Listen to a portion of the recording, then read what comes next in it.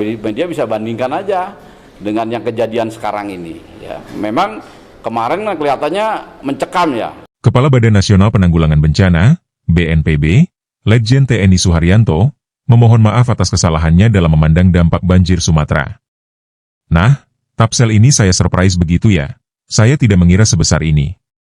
Saya mohon maaf, Pak Bupati, kata Suharyanto usai meninjau lokasi terdampak banjir di Tapanuli Selatan, Sumatera Utara, dikutip dari siaran Kompas TV, Minggu, 30 November 2025. Dia telah meninjau lokasi banjir di Kecamatan Batang Toru, ditemani Bupati Tapanuli Selatan Gus Irawan Pasaribu. Dia memastikan upaya penanganan pasca bencana banjir bandang ini terus dilakukan, termasuk pemenuhan logistik. Pada Jumat, 28 November 2025, Suharyanto sempat menepis informasi di media sosial soal keparahan dampak banjir Sumatera. Memang kemarin kelihatannya mencekam karena berseliweran di media sosial, tetapi begitu kami tiba langsung di lokasi, banyak daerah yang sudah tidak hujan.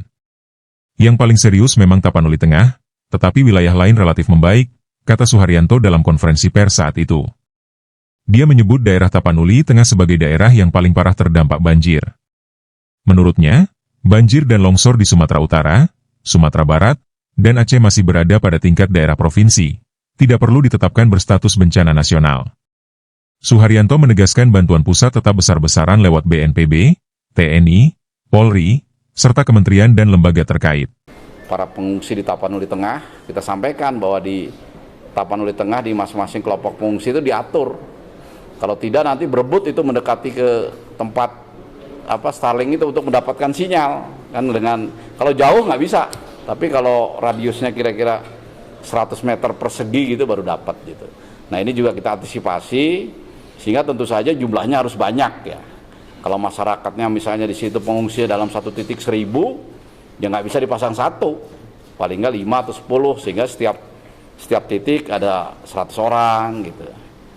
Tapi kan juga tidak semuanya, biasanya anak-anak generasi muda yang jadi pengungsi gitu, itu biasanya yang memanfaatkan waktu senggangnya dengan bermain atau berselancar di internet. Tapi kalau yang lain-lain hanya untuk menyampaikan informasi keberadaan maupun dunia luar begitu ya.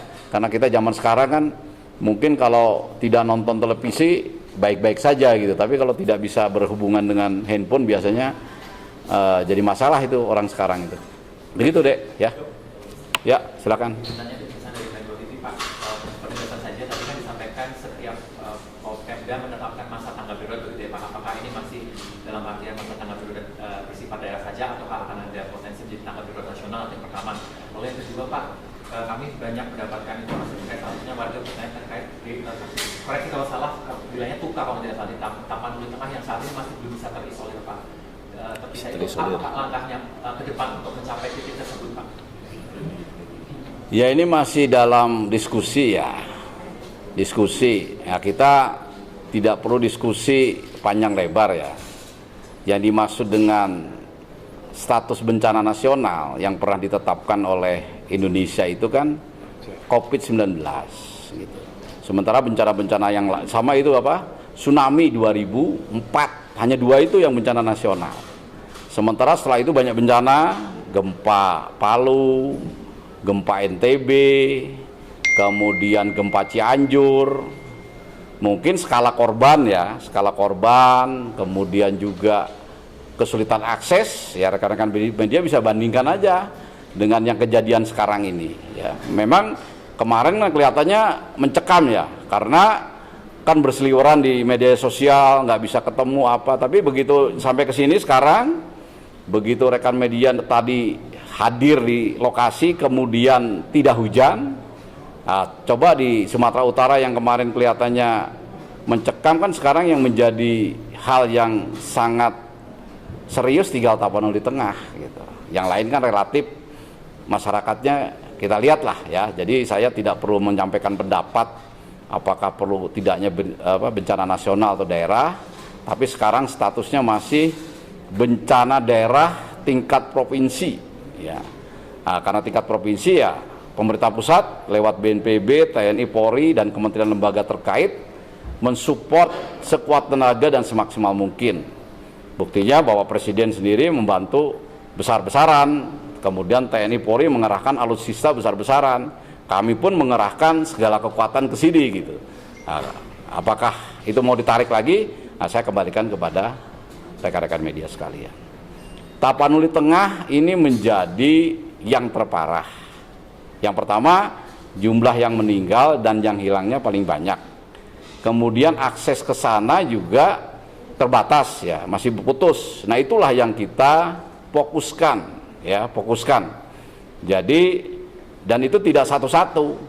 Itu secara paralel.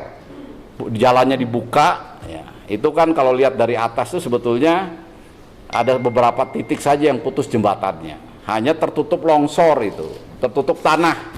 Mungkin dalam kondisi hujan nggak bisa bergerak, tapi kalau sudah panas, kering, nanti dipakai alat berat sedikit-sedikit itu tembus. Buktinya sepeda motor dengan orang jalan kaki bisa sampai ke titik yang diharapkan. Kalau putus sama sekali jembatannya nggak ada kan nggak bisa. Gitu.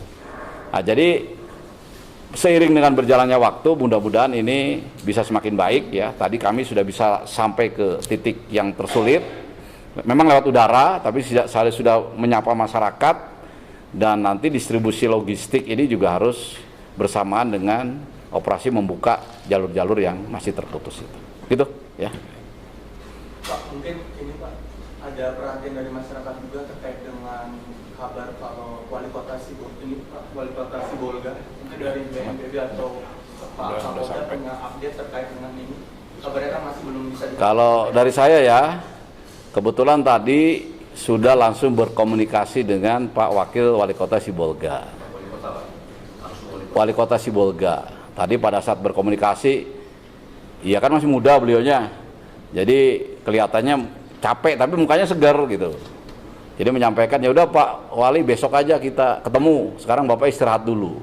Beliau ngomong, saya jalan kaki Pak 4 hari gitu ya. Karena kebetulan beliau terjebak di rute longsoran yang tadi saya katakan antara Sibolga dengan Tarutung yang sekarang sedang dibuka itu, yang target saya besok maksimal sudah bisa tembus gitu. Jadi kondisinya beliau alhamdulillah tidak ada masalah, sehat walafiat, dan mungkin sekarang kecapean.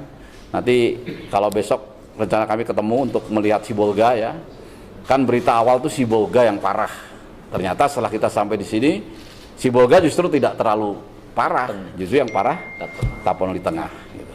Ya, oke. Ada lagi? Cukup ya? Cukup ya. Baik, kalau cukup, terima kasih rekan-rekan media sekalian.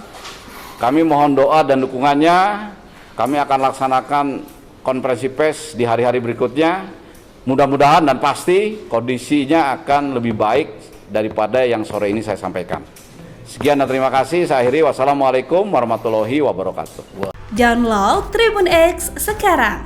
Menghadirkan lokal menjadi Indonesia.